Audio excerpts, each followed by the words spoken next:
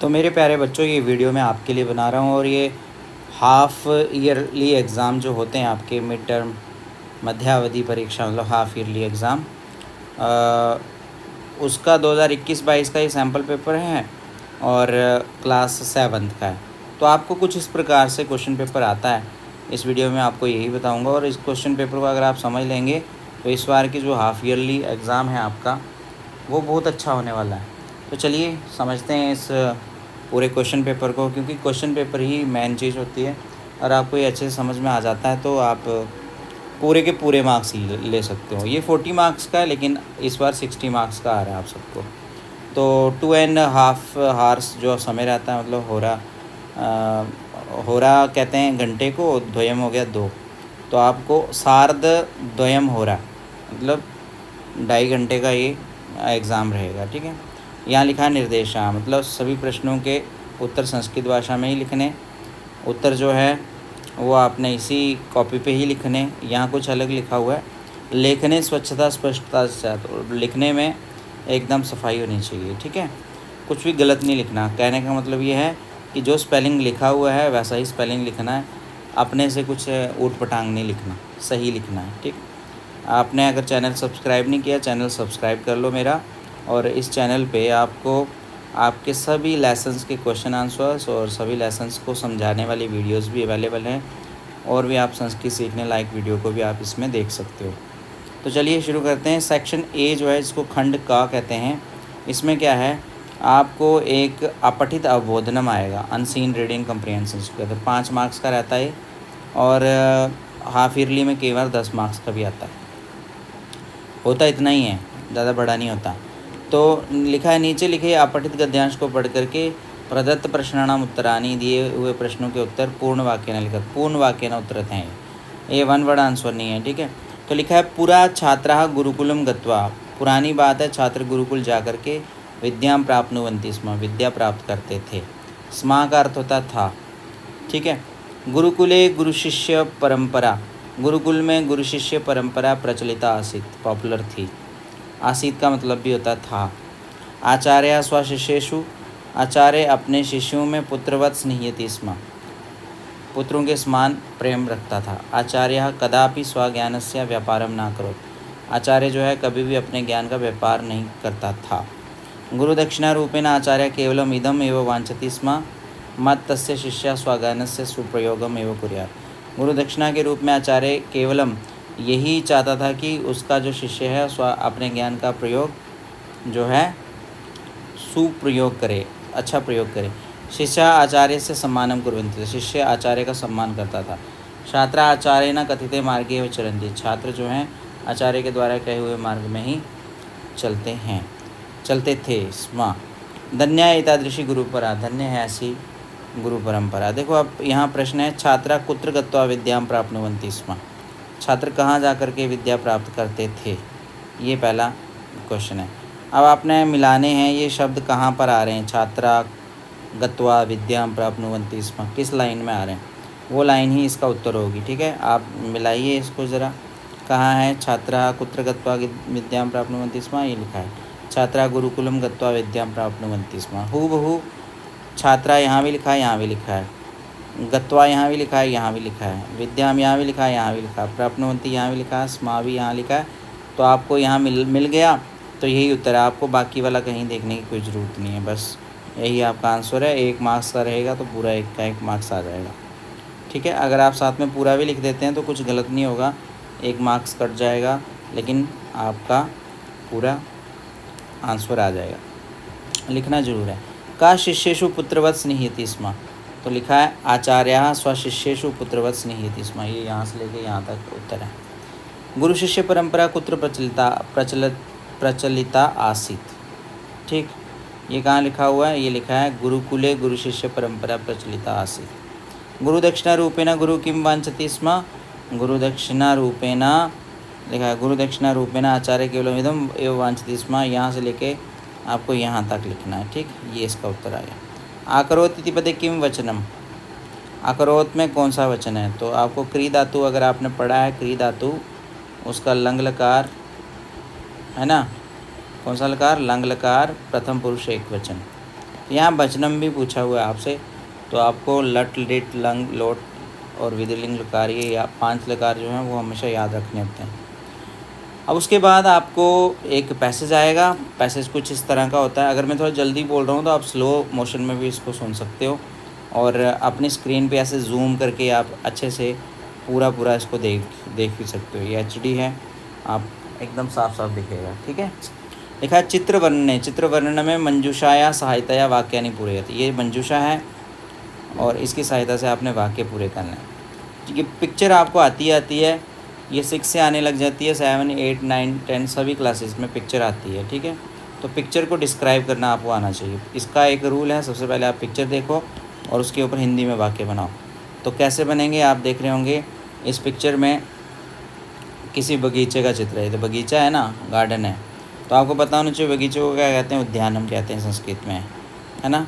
और वृक्ष है, यहाँ पर हरियाली है, फूल भी हैं, बच्चे यहाँ खेल रहे हैं, कुछ बच्चे खेल रहे हैं, देखो ये गाड़ी से, क्रीडनकम खिलौने से, कुछ बच्चे इधर उधर दौड़ रहे हैं, है ना, लड़कियाँ भी हैं। तो ये सारे आपने हिंदी में देख लिया। तो आप क्या करना है, आपको यहाँ वाक्य बने ही हुए हैं पहले से, आपको बस इनकी सहायता से वाक्य पूरे करने हैं। एतत् एकस्य चित्रमस्ति, ये एक डैश का चित्र है। किसका चित्र है ये, उद्यानस्य, है ना। जब स्या लगता है तो काके की अर्थ हो जाता है, काके की, है ना, ये अर्थ हो जाता है। उद्यान का, उद्यान के, उद्यान की। एतत् एकस्य, जब भी स्या लगा हुआ कोई विशेषण दिखे, स्या लगा हुआ विशेषण, ये विशेषण है, तो इसके साथ जो विशेषण लगेगा वो भी स्या लगा हुआ ही होगा, जिसके साथ स्या लगा होगा। ये एक निशानी भी है। अत्र बालकाः डैश क्रीडन्ति, यहाँ बालक डैश से खेल रहे हैं। किससे खेल रहे हैं, कंदुकेन क्रीडन्ति, बॉल से खेल रहे हैं। उद्याने डैश सन्ति, बगीचे में डैश हैं, क्योंकि यहाँ प्लूरल है, बहुवचनम है, तो पुष्पानि सन्ति, फूल हैं।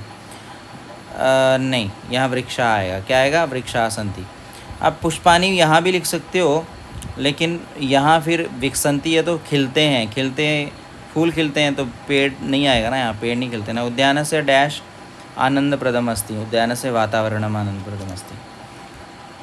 2 तरीके से आपको वाक्य आते हैं। एक तो इस तरह से, जो आपने पिक्चर देखी और पिक्चर देखने के बाद उसको आपने खाली स्थानों में कहाँ से लेकर के, मंजूषा से लेकर के शब्दों को जोड़ दिया।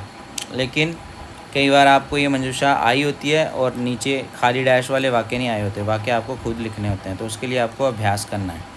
अनुप्रयुक्त व्याकरणम, यहाँ पर आपको अप्लाइड ग्रामर बतानी है। 10 मार्क्स का ये तो लिखा है। मित्र ममापि अष्टौ कर्मकरा सन्ति, ये जो ममापि शब्द है ये कैसे बना है, तो ये बना हुआ है मम धन अपि से, मम धन अपि, सॉरी ये नहीं, ये गलत है, आपको ये वाला करना, मम धन अपि।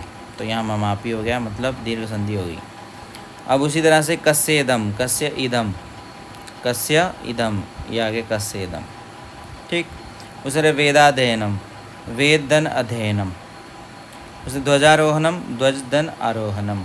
कहाँ है ध्वजदन आरोहणम, तो देखो ये है, आरोहणम नहीं, आरोहणम, ध्वजदन आरोहणम, तो ध्वजारोहणम, ठीक।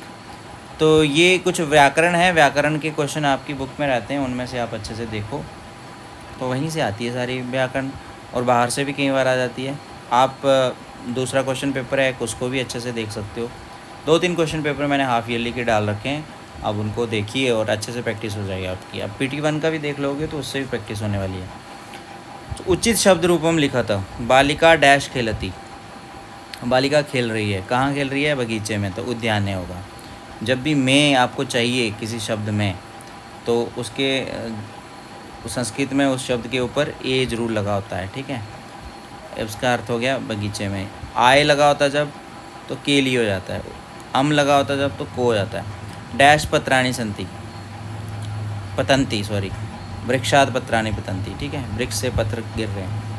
पुत्रा डैश सहा, तो जब भी सहा लगा होता है तृतीय विभक्ति होती है, ए ना लगा होगा उसके साथ, ठीक है। जनकेन सह पुस्तक प्रदर्शनी गच्छति, ये हो गया। अब लिखा है अधोलिखित वाक्येषु रिक्तस्थानानि उचित पदैः पूरयेत्। अब आपने बताना है 30 को क्या बोलते हैं, 30 को क्या बोलते हैं, त्रिंशत्। बालिका पठति, एक लिखा हुआ, तो एक को क्या बोलेंगे, एका। देखो एका भी बोलते हैं, एकम भी बोलते हैं, लेकिन यहाँ बालिका है तो लड़की के लिए एका होगा, ठीक है। तत्र डैश पुस्तकानि सन्ति, 47 लिखा है। 47 को क्या कहते हैं? सप्तचत्वारिंशत्, ठीक है। ये गिनती जो है आपको 50 तक या 100 तक गिनती आनी चाहिए। अब लिखा पठित अवबोधनों में, एक पैसेज दिया गया है आपको जो आपने पढ़ा हुआ है अपनी क्लास में, उसी में से आपको प्रश्नों के उत्तर देने। तो लिखा अथ एकदा धीवरा तत्र आगच्छन्, एक बार वहाँ पर मछुआरे आए। ते आकथयन्, वो कहने लगे वयं श्वः मत्स्य कूर्मादीन् मारयिष्यामः, हम कल मछली और कछुआ आदि को मारेंगे। ये तो श्रुत्वा कूर्मावते, सुन करके कछुआ बोला मित्रे किम युवाम धीवराणां वार्ता श्रुता, क्या आप दोनों ने मछुआरों की बातें सुनी? अधुना किम अहम करोमि, अब मैं क्या करूँ? हंसो अवदताम, दोनों हंस बोले प्रातः यदुचितम तत्कर्तव्यम, सुबह जो सही होगा वो करेंगे। ठीक, यहाँ तक हो गया। ये पैसेज आपने पढ़ा हुआ है, मैं इसलिए थोड़ा जल्दी बोल रहा हूँ। अब यहाँ वन वर्ड आंसर देना आपने इसका, ठीक है। क्या वन वर्ड आंसर? एकदा तत्र के आगच्छन्। अब एकदा तत्र और आगच्छन्, तीन शब्द कहाँ पर आ रहे हैं? एकदा तत्र आगच्छन्, मतलब इस वाली लाइन में आ रहे हैं, तो उत्तर यहीं पर है। तो एकदा तत्र के आगच्छन्, के जो है ये बहुवचन के लिए प्रयोग होता है और बहुवचन वाला शब्द धीवराः, तो इसका उत्तर क्या होगा? धीवराः, ठीक है। अब ये कहा है, ये कऊ है और ये है के, कहा कऊ के।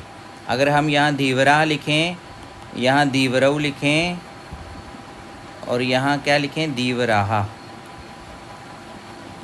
तो उत्तर जो है के लिए धीवरा होगा, कहा के लिए धीवरा होगा, कऊ के लिए धीवरऊ होगा। तो हमेशा जो प्रश्न पूछने वाला शब्द है उसको आप सबसे पहले नोटिस करो। जैसे यहाँ दूसरे वाले क्वेश्चन में कऊ है, तो इसका उत्तर जो भी होगा उसके साथ औ लगा होगा। प्रातः यदुचितं तत्कर्तव्यमिति कऊ अकथयताम्, उसके साथ क्या लगा होगा? औ लगा होगा। देखो प्रातः यदुचितं तत्कर्तव्यमिति कऊ अकथयामि, ये कहाँ लिखा हुआ है? देखो हंसौ, हंसौ अवदताम्, ठीक है, ये लिखा है हंसौ अवदताम्, तो इस लाइन में है। यहाँ लाइन ये ख़त्म हो रही है, यहाँ से आगे, यहाँ से आगे और यहाँ से बीच में है उत्तर, तो पता चल गया होगा आपको, ठीक। अब बढ़ते हैं आगे। लिखा आवदत इत्यत्र का लकार, आवदत में कौन सा लकार है? ये क्वेश्चन पूछा हुआ है कि आवदत में कौन सा लकार है। आपको पता होना चाहिए जब भी किसी शब्द के साथ में आ लग जाता है तो वो लंग लकार हो जाता है। जैसे आप पठती पढ़ते हो ना, पठती, पठती में कौन सा लकार है? लट लकार। उसी तरह से पठिष्यति पढ़ते हो आप, पठिष्यति में कौन सा लकार है? लिट लकार।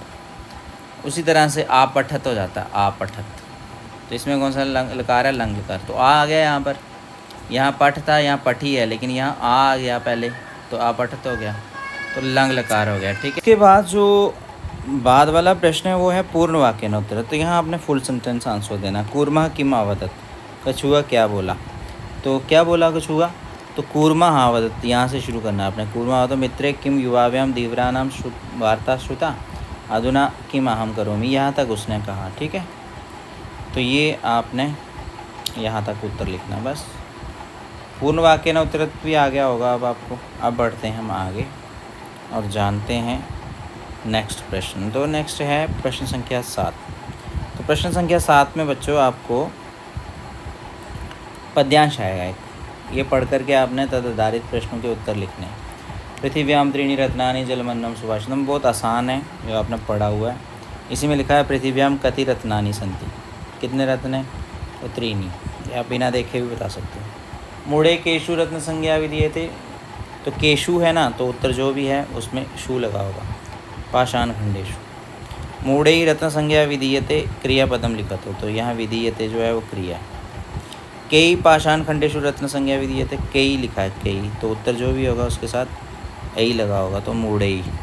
तो आपको यहाँ से लेके यहाँ तक उत्तर दे देना है, ठीक है। अधोलिखित नाट्यांश, अब आपको एक नाटक आ रहा है। ये नाटक जो है आपने पढ़ा हुआ है संकल्पा सिद्धिदायका में, तो ये नाटक यहाँ से लेकर के यहाँ तक है। तो यहाँ लिखा है किम कठिनम भवति, वन वर्ड आंसर देना है। कठिनम भवति, कहाँ लिखा है शब्द कठिनम भवति? यहाँ लिखा है कठिनम, तो उत्तर क्या होगा? तपः। प्रश्न किम करके जब पूछा जाए तो उत्तर जो है इस तरह से देना आप। कस्याः अभिलाषा, यहाँ कस्या है ना, तो उत्तर जो भी आएगा उसके साथ याह लगा होगा। कस्याः अभिलाषा सफला भविष्यति, तो यदि कहाँ है? सफला भविष्यति, तो यहाँ तब है, क्या है? तब, तो उत्तर होगा यहाँ पर तब। यहाँ याह नहीं लगेगा, ठीक है। या लगेगा कहीं कहीं पर, लेकिन यहाँ नहीं लगेगा। तप का अर्थ हुआ तुम्हारा। तो अहम तपः एव चरिष्यामि, अहम तपः एव चरिष्यामि। अत्र किम अव्ययम, यहाँ अव्यय है एव। क्या अव्यय है? एव। पूर्ण वाक्य न उत्तर। के गृहे वसंती, कौन घर में ही है? तो कौन है घर में? मनीषिता देवता गृहे वसंती, यहाँ तक उत्तर है। ठीक, गृहे वसंती लिखा है ना यहाँ, गृहे वसंती, तो आपको मिला दोगे तो आपको उसका उत्तर आ जाएगा। अब क्या है, आपको यहाँ पर समानार्थक शब्दों के साथ मिलाना है इनको। दृष्टवा का क्या अर्थ होता है? देख करके। कहाँ है देख करके? ये है वीक्ष्य। देहस्य क्या हो गया? शरीरस्य। हर्षस्य क्या हो गया? प्रसन्नतायाः। ऋजुता क्या हो गया? सरलता। और अनितम क्या हो गया? असत्यम। अनितम होता है समानार्थक बताना आपने, ठीक है। अनितम का अर्थ होता है झूठ, सत्य, और ये हो गया असत्य। तो इस तरह से ये आपके लिए एक छोटी सी वीडियो मैंने बहुत जल्दी में बनाई है। आप इस वीडियो को देख लो फ़िलहाल, और भी वीडियोज़ हैं उनको भी देख लो, और भी अभी नई नई वीडियोज़ आएंगी उनको भी ज़रूर देखिएगा। इस तरह से आप प्रैक्टिस करो, बहुत इजी है आपके। उम्मीद है पूरे के पूरे मार्क्स आने चाहिए, 60 आउट ऑफ 60। क्या समझ में नहीं आ रहा, आप नीचे कमेंट बॉक्स आपके लिए खाली छोड़ रखा है, लिखो, उसमें कमेंट करो। कहाँ से वीडियो देख रहे हो, केवी का नाम भी ज़रूर बताओ, ठीक है। चैनल सब्सक्राइब कर लीजिएगा और हमसे मिलते रहिए। धन्यवाद।